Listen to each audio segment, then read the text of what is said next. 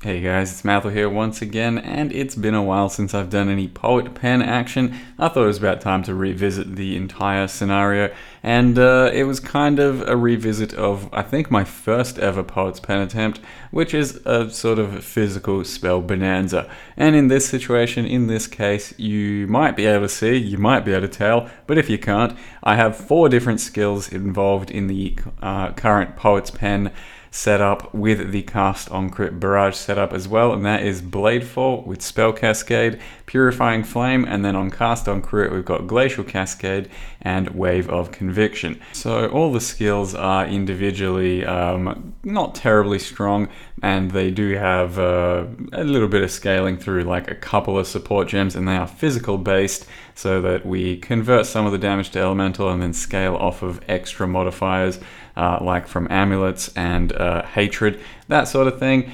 And all coming together, they kind of hit fairly hard, and it becomes a complete clusterfuck on your screen. Currently, you can see I'm using red Bladefall. If you use the yellow Bladefall, it just destroys your frames. If you use the green, it's a little nicer, I think, but doesn't look quite as fancy. All in all, Poet's Pen seems to be still in a somewhat of a decent spot. You can do quite a lot of versatile things with it. It was fairly cheap to begin with, and it's something you can pick plenty of different ascendancies with, but this time around I decided to go SCION, since I think it's completely doable and there won't be much of an opportunity to do another SCION in any other time, basically. So the idea is to have Inquisitor as half of the ascendancy, so that Consecrated Ground makes me elemental immune, or to ailments, that is, and then also Pathfinder. Both give us a little bit of penetration, a little bit of ele damage, and overall it just gives me some versatility to progress throughout my passive tree, get plenty of life, get plenty of dual sockets, damage, crit, all kinds of nonsense, and the result is, as you can see, a character that can run somewhat fast, at least because you don't have any charge or dash skills, and something that uses barrage, and barrage is what we picked because currently it seems to proc more Poet's Pen procs than anything else. And then you attach some cast on crits for a couple of skills. Every single time you swing with your barrage, you're shitting out one of your 2 spells, so you try and cycle through both of them by having a lot of attack speed, and it does really chop away at your frames. If you don't have much of a PC, you probably won't really want to be playing this build, and the absolutely incriminating skill in this setup is Bladefall, and it's with Spell Cascade. With Spell Cascade, it shoots another 3 versions of the Bladefall, and it already currently does like 5 waves of daggers, so then throw on another 3 on top of that. And if you use Awakened Spell Cascade, like I am in this setup, then you're looking at 5 additional casts. And it does get pretty messy. It's not necessarily something you have to do. Bladefall does seem like a clear skill of choice in this current setup, but you don't have to go full Awakened Spell Cascade for this, I don't think. It is also pretty expensive because it's fairly popular in plenty of builds at the moment to try and get Awakened Spell Cascade in. So it's something like 6 or 7 exalts, and I don't expect everyone to be using that, and I don't think you really need to. In any case, so far it's done pretty damn well. Got up to about level 90. It delves very nicely, it maps very nicely. It has some single target. I don't think it's the greatest single target in the world, but haven't really been in trouble against any of the bosses I've come across yet, the breach stones I've done, any of the metamorphs. I think it won't be the fastest thing in the world once I get to the proper end game, but it should be respectable enough to actually take it on and do it, well, I think well enough, since our character's playstyle is not too bad and the damage is still respectable. And as well as that, if we do get some spell gain or life gain from spell hits, then you're pretty much unkillable as long as you're attacking. Currently I don't have any of that because I'd have to get it on a ring or a Vitality Watcher's Eye setup. But if you get that into the mix, you can see how many spells we're constantly shitting out. You would end up getting a lot of life recovery from that. And you can build it a little bit more tanky, you can build it a little bit more offensive. You don't even have to go a SCION, I suppose. But I thought it was a nice opportunity to get probably one of the most underplayed ascendancies in for the league and give it a shot. So I want to show you guys how I've built it so far and what it's looking like. So here is my character, level 90 sign called Door Finder, Inquisitor, Pathfinder, Door Finder, and it is based around the Poet's Pen wands. If you've never seen them before, you put a spell inside one of either of them. We've got a Blade Fall here and a Purifying Flame here, and they will use that spell every single time you use an attack. So it doesn't matter what attack, you can even use default attack, for example, and just every single time you right click, it will use one of the two. It can't use both at once anymore like it used to. That was essentially the nerf that happened a little while back. If you scale your attack speed high enough, you can still kind of make it feel like it's shooting both at the same time anyway. And currently it seems that Barrage, without support, just plain Barrage, is one of the best ways of proccing this, because maybe it's still bugged or something. So you can see if you just like continually go on this way, you are shitting out both of those spells pretty reliably throughout just right clicking and spamming. And then I've also got a frenzy set up to help curse on hit and attach frenzies, and while you're doing that, you're also actually shitting out spells too. So in one setup we've got Bladefall, in one we've got Purifying Flame. I've got Awaken Spell Cascade in this setup. Now you can see exactly what it's going to be doing when I just start shooting. That's quite a lot of a Bladefall happening, but take that out and you've only got one little wave. And that's with Conk Effect. Take Conk Effect out and all of a sudden it gets even dirtier across your screen. So it's not for the faint of PCs. And then we've also got in our Cast on Crit setup over here, we've got Barrage attached to Cast on Crit, then have Power Charge on Crit. I'm probably going to be replacing that.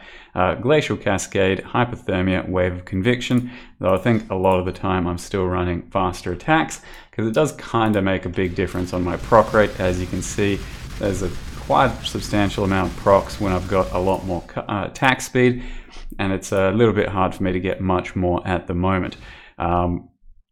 That's about it for basically the entire weirdness of the setup. Other than that, you're just scaling your physical spells as you normally would. We've got a Hatred, we've got a Herald of Ash, a Zealotry, Herald of Ash ring that gives a buff effect to Herald of Ash, using a Devouring Diadem with a Consecrated Ground from Purifying Flame effect.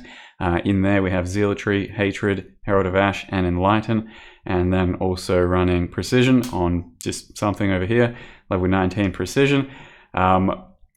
One of the big things for the build that I'm not currently using is Bottled Faith, the one that I used from my previous build. It would be pretty damn good in this build, but I'm struggling to justify just slapping a 15 Exalt Flask into every build and making it seem unattainable. It wouldn't be like game breaking for the character, but it would be pretty nice. So keep that in mind if you want to do something like that. And then I've also got an additional Curse chest with some Spell Crit. Just got a chest that had Curse and Spell Crit as a blue. I then imprinted it, tried to regal a few times until I got something decent and respectable. And in this setup I do have Assassin Mark here, and then Ellie Weakness attached to my Frenzy with Curse on hit and Frostbomb at the moment. Don't be intimidated by this. Honestly, I don't think we need an additional curse. We only really attach this on bosses with our frenzy setup, and sometimes you don't even get time to do that, and it's only something like a 10% increase in damage on the bosses either way. So you can just get like a spell crit chest, I'd say would be ideal, and with much better stats than this one, or Hunter Slam a bunch of temple chests like I did in the previous character. And then we did some funky interaction on gloves here. You grab some temple gloves, ones that have some conversion, in this case cold conversion, because that's my preference for converting my physical damage. And if it's got one spare prefix, you can then Crusader Orb slam it.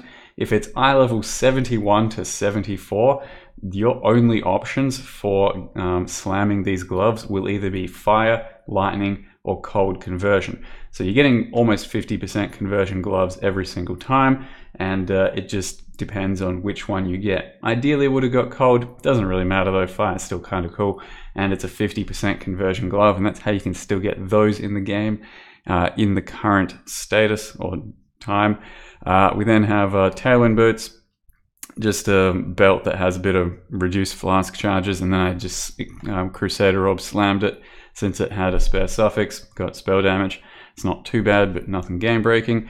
And Chaos Spammed an Amulet. Ideally, you're trying to get an Amulet with some percent Phys as extra, and you can use the quality catalysts to get that up even a little bit higher. So that's the main bulk of the setup. I don't think anything's super expensive at this stage of the league, but it is, going to be a little hard to get as pure solo self-found, something like that. But it all comes together to increase your character just little bit by bit. We've then got Blood Rage over here, Flame Dash, Stone Golem, and I think that's all I need to say for those. Taste of Hate, just a bit of extra damage. Series Flask, I wanted to use a Wise Oak, but it's pretty damn hard to balance our resists, and also with Taste of Hate factored in. And then you can see our Ascendancy currently giving us a little bit of pen, a little bit of damage. Elemental Ailment immunity while on Consecrated Ground, which is pretty much always with Zealotry and Purifying Flame going off. And then Pathfinder down here, that just gets us good Flask Sustain and a bit of penetration as well. Our passive tree goes through here, and we're still filling out life by level 93, 94. I should almost have 6k life, but I prioritized damage to start with.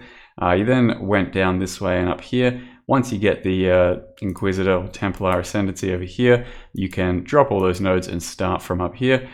So passive tree after that just becomes kind of a basic spell passive tree, and it's nothing too special from there on out. We are using a pure talent because I'm starting in 3 different locations, so I get plenty of stats. I get the Templar 5% penetration, and I've also got the Shadow 0.5 crit. So not sure it's strictly worth using, considering you have to spec some average points, and I might get rid of it in the end, but we'll have to wait and see. For now, I've just chucked it in because it feels kind of nice having a little bit of a bonus from starting in those sections. But so far, yeah, character's been pretty good. Hopefully does some pretty solid end game. Farm me up a Savior Sword so I can swing that bad boy for the first time in this league. Hope you enjoyed the video. Thank you very much for watching, and see you next time.